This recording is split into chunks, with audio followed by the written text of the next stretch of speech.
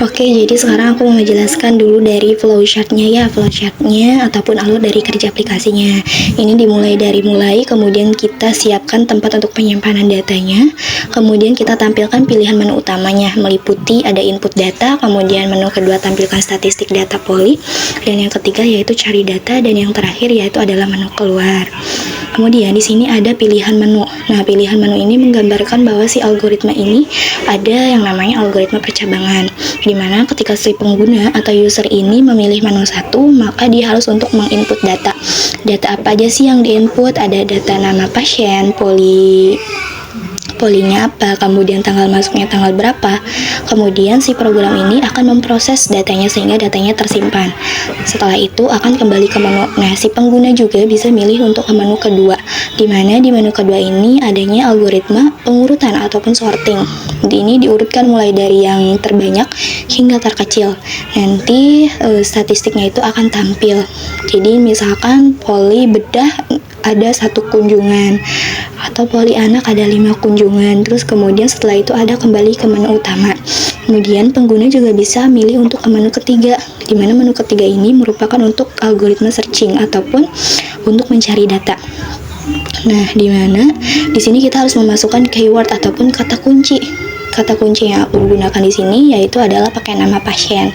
Kemudian nanti data tersebut itu akan diproses sehingga dicari datanya. Kemudian jika datanya ditemukan, maka akan tampilkan datanya. Kalau misalkan datanya tidak ditemukan, maka tampilkan tulisan data tidak ditemukan ataupun tidak valid. Seperti ini. Kemudian nanti akan kembali lagi ke menu karena di sini adanya perulangan atau dilakukannya secara berulang-ulang. Kalau misalkan pengguna mau mengakhiri programnya, maka ke menu keempat sehingga nanti program itu akan selesai ataupun berhenti. Selanjutnya di sini aku akan menjelaskan bahasa pemrograman Python-nya ya. Oke, jadi selanjutnya di sini aku menjelaskan mengenai tentang bahasa pemrograman Python-nya. Di sini ada yang namanya tanda pagar. Tanda pagar ini digunakan hanya sebagai komentar saja, jadi tidak dijalankan oleh program aplikasinya. Di sini aplikasi statistik kunjungan per poli, kemudian mulai. Di sini ada data poli sama dengan tanda kurung curly. Maksudnya data poli ini merupakan tempat untuk penyimpanan data yang akan kita masukkan. Nah, tanda kurung curly ini berfungsi sebagai dictionary ataupun sebagai kamus ataupun himpunan-himpunan dari datanya. Kemudian di sini ada while true. While true titik 2. Maksudnya dari while true ini berarti si program ini menggunakan algoritma perulangan. Jadi program ini bisa diulangi secara terus-menerus. Kemudian di sini print, maka tampilkan menu dengan menunya itu 1 ada input data pasien, 2 yaitu tampilkan statistik poli, kemudian 3 cari data pasien, dan yang keempat keluar. Kemudian pilihan sama dengan input masukkan pilihan. Maksudnya pengguna ataupun user itu harus menginput mereka mau masuk atau mau memilih ke menu apa. Misalkan menu 1, maka ketik di sini 1. Kemudian di sini tinggal kita apabila milihnya menu 1, maka si pengguna ini masuk ke dalam input data pasien, dimana if pilihan, jika pilihannya sama dengan 1, maka pengguna ini harus memasukkan atau menginput nama pasien, nama poli, kemudian tanggal masuk. Kemudian if nama poli not in data poli, maksudnya jika nama poli ini tidak masuk ke dalam data poli, maka tambahkanlah nama poli ini ke dalam data poli. Tanda kurung siku ini berfungsi untuk menambahkan list ataupun elemen, akses elemennya. Kemudian data poli ini harus menambahkan nama poli. Append ini berarti menambahkan. Kemudian di sini ada dictionary-nya ataupun kamusnya, yaitu harus menambahkan juga nama pasiennya, tanggal masuknya juga. Kemudian nanti hasilnya maka tampilkan data ini berhasil disimpan. Kemudian bila pengguna ataupun user memilih menu 2, yaitu masuk ke dalam statistik poli, yaitu dengan cara pengurutan ataupun sorting, di mana ini diurutkan mulai dari yang terbanyak hingga terkecil. Kemudian elif pilihan sama dengan 2, jika tidak maka pilih menu 2. Print statistik poli atau tampilkan tulisan statistik poli. Kemudian kita mulai diurutkan lah di sini. Ambil data poli dan juga jumlahnya dari yang tadi sudah kita input di dalam menu 1, input data. Kemudian di sini ada data statistik sama dengan tanda kurung siku. Maksudnya di sini data statistik ini sama dengan itu tuh untuk menambahkan elemennya ataupun listnya untuk kita tambahkan. Kemudian for poly in data poly, maksudnya untuk poly ini berada di dalam database data poly. Kemudian jumlah sama dengan len. Len itu berarti untuk menghitung. Jadi jumlah itu ya kita harus menghitung data poly yang ada berada di dalam database poly di sini. Polinya. Kemudian data statistik append, maka kita juga harus menghitung nih. Menghitung apa? Di sini ada poly dan juga jumlahnya. Nah, poly ini digambarkan sebagai indeksnya nilainya 0. Kalau misalkan jumlah ini berarti nilainya 1, karena kan pasti diawalinya dari 0, 1 dan juga seterusnya. Berarti kalau misalkan kayak gini posisinya berarti poly ini indeksnya 0 dan jumlah itu indeksnya 1. Kemudian n ini apa? N ini banyaknya data. Kita hitung nih banyaknya data sehingga nantinya menghasilkan data statistik. Kemudian kita mulailah ke sorting. Sortingnya ini di sini aku menggunakan bubble sort.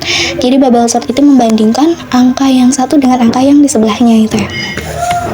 Kemudian di sini ada for i in rank, maksudnya untuk variabel i ini di dalamnya ini memiliki nilai n dikurangi 1. Maksud jadi n dikurangi 1 itu apa? Jadi jumlah data ini dikurangi dengan 1.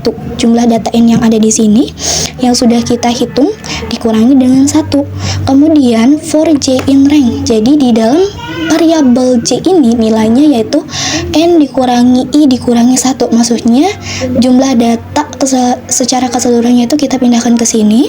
Kemudian dari hasil perhitungan tadi yang variabel i kita pindahkan ke sini, kemudian dikurangi 1. Nah, kemudian jika data statistik j di sininya 1, maksudnya jika data statistik variabel j ini jumlah, kan tadi sudah kita kasih tahu ya bahwa aku jelasinnya kalau misalkan 1 itu berarti ini maksudnya ke jumlah. Kalau misalkan poly berarti poly itu 0 indeksnya.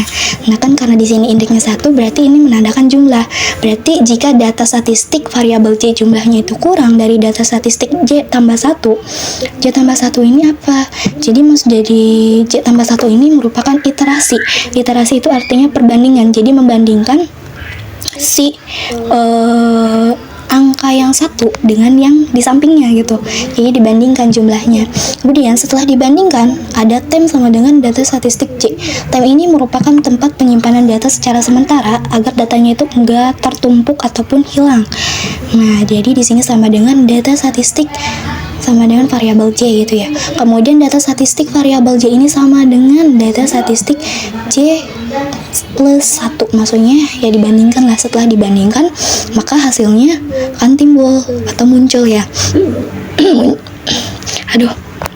Maka akan muncul lah dari hasil perbandingan tadi ataupun iterasi tadi bahwasanya ternyata nilai yang di samping itu lebih besar karena ternyata data statistik variabel J jumlahnya itu lebih kecil dari data statistik yang berada di sampingnya di sini ya, ataupun iterasinya setelah dibandingkan. Jadi hasilnya angka yang di sampingnya itu lebih besar, maka dipindahkanlah ke depan itu.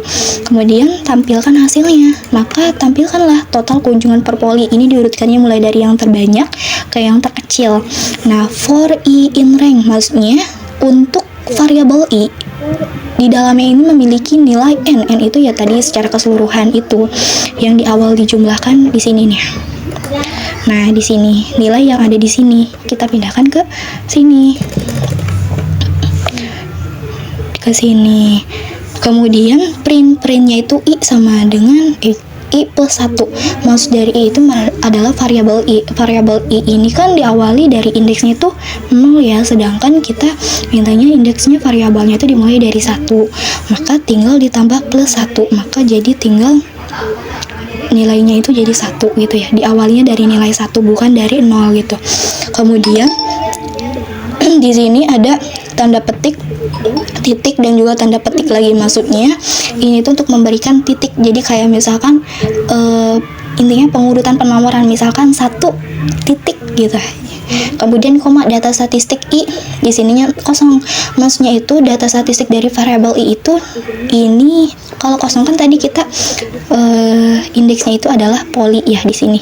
Berarti ini tuh poli. Di sini tuh poli titik 2 di sini tuh untuk memisahkan antara si nama poli dan juga jumlah kunjungannya. Di sini data statistik variabel I di sininya 1, berarti jumlah kunjungannya berapa. Jadi nanti hasilnya itu 1 titik misalkan bedah titik 2 kunjungan gitu. Nanti hasilnya akan seperti itu. Kemudian di sini apa ini? Ada menu ketiga. Menu ketiga itu untuk cari data. Nah, menu ketiga untuk cari data ini jika pilihannya 3, jika tidak pilihannya maka sama dengan 3. Kata kunci kita harus masukkan keyword ataupun kata kunci. Di sini aku kata kunci menggunakan nama pasien yang akan dicarinya apa. Kemudian ditemukan sama dengan false. Kenapa masih false? Karena ini tuh belum ada proses. Di sini belum ada prosesnya. Kemudian baru di sini for poly in data poly. Jadi untuk poly ini berada di dalam database data poly. Kemudian untuk pasien ini juga berada di dalam database poly. Kemudian tambahkanlah di sini listnya poly. Kemudian jika kata kuncinya lower, maksud dari kata kunci lower itu berarti kita harus menggunakan kata kunci yang menggunakan penulisan hurufnya itu kecil. Kemudian di dalam pasien, maka nama pasiennya juga tulisannya itu harus kecil karena kan di sini lower keterangannya. If not ditemukan, jika tidak ditemukan maka tampilkan bahwa data ini tidak ditemukan. Kemudian jika ditemukan sama dengan true, maka tampilkan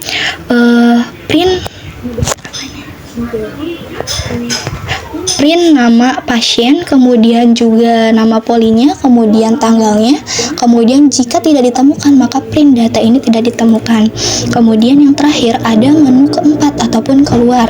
Di sini ada yang namanya jika tidak pilih menu keempat maka kita akan memberhentikan programnya ini. Jadi programnya itu udah selesai, tidak bisa dijalankan lagi sehingga break selesai. Jika kalau misalkan tidak maka print pilihan tidak valid atau silahkan coba lagi. Tapi sebelum si pengguna ini memilih menu 4 maka prosesnya itu bisa dilaksanakan ataupun dilakukan secara terus-menerus karena ini menggunakan perulangan. Jadi dilakukan secara terus-menerus sampai si pengguna ataupun user ini memberhentikan programnya. Oke teman-teman, di sini selanjutnya langsung aja ya. Aku mau mendemonstrasikan dari si program aplikasi ini hasilnya seperti apa dari bahasa pemrograman Python yang aku buat ya.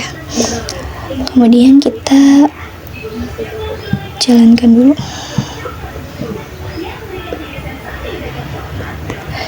Oke, di sini kan kita udah run ya. Nanti di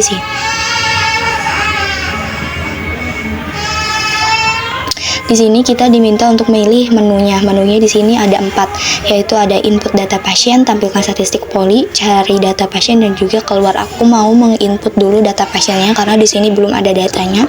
Aku masukkan menu 1, nama pasiennya nama aku sendiri, Marsha. Aku polinya misalkan poli anak, tanggal masuknya tanggal 20 bulan 4 2025. Kemudian aku tetap masukkan dulu input datanya karena datanya baru 1. Aku masukkan namanya Lala, polinya aku poli anak, ininya 19/05/2025. Kemudian tambahkan satu lagi datanya atas nama Nana, polinya poli dalam, ininya maksudnya tanggal 10 bulan 10 2025. Kemudian aku pengen lihat nih tampilan dari statistik polinya. Nah, aku pilih menu 2. Nah, nanti muncul seperti ini. Kok gini? Bentar.